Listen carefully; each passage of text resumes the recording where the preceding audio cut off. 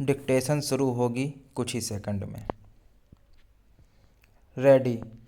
Once the order of dismissal dated 3rd January 2003 had been passed, the High Court should not have directed continuation and conclusion of the departmental proceedings pursuant to another charge sheet relating to embezzlement of funds, irregular payments, missing vouchers, etc.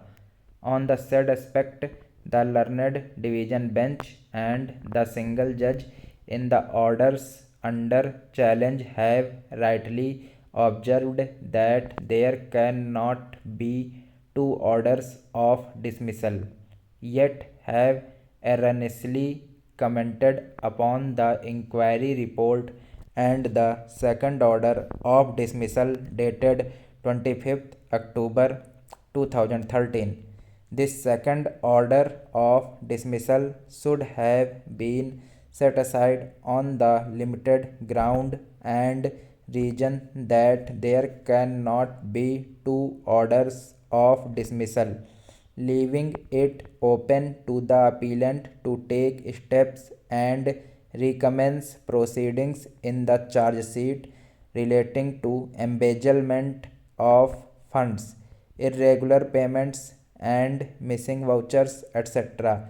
Should the first order of dismissal dated 3rd January 2003 be set aside. In other words, departmental proceedings wide the charge sheet relating to embezzlement, irregular payments, and missing vouchers, etc. should for the present be kept in abeyance. Reference in this regard can be made to the judgment of the court in state of UP versus Vijay Kumar Agarwal and another 2016 3 SCC 197, wherein it has been held that the employee who has already been dismissed from service cannot be imposed any other penalty on the conclusion of inquiry pertaining to the charge sheet dated 6/7/1988. Therefore, at this stage, no purpose is going to be served to continue with the inquiry into the said charge sheet. At the same time, it is also to be borne in mind that respondent 1 has challenged dismissal order and the matter is pending before the tribunal. In case the said dismissal is set aside by the tribunal and oblique or the High Court oblique this court and respondent 1 is reinstated in service as a result thereof, the relationship of employer-employee between the parties shall also stand restored.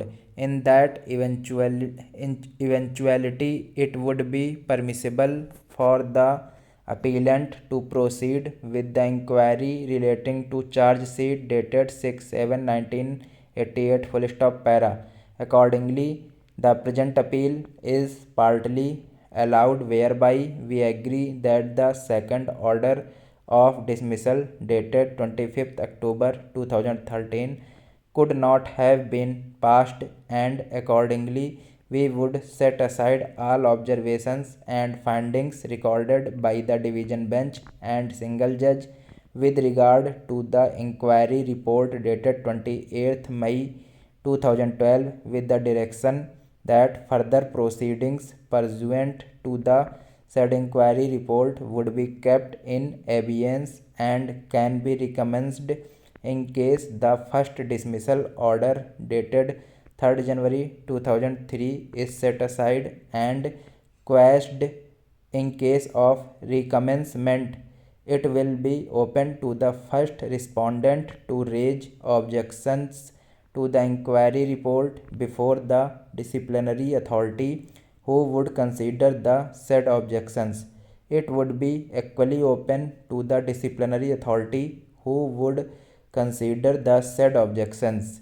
it would be equally open to the disciplinary authority to rectify and correct mistakes or lapses, if any, and proceed in accordance with law. We have not made any observation on the merits of the inquiry report or the procedure which has to be followed. Guys, if you like this dictation, then please subscribe the channel for more dictation. Thank you.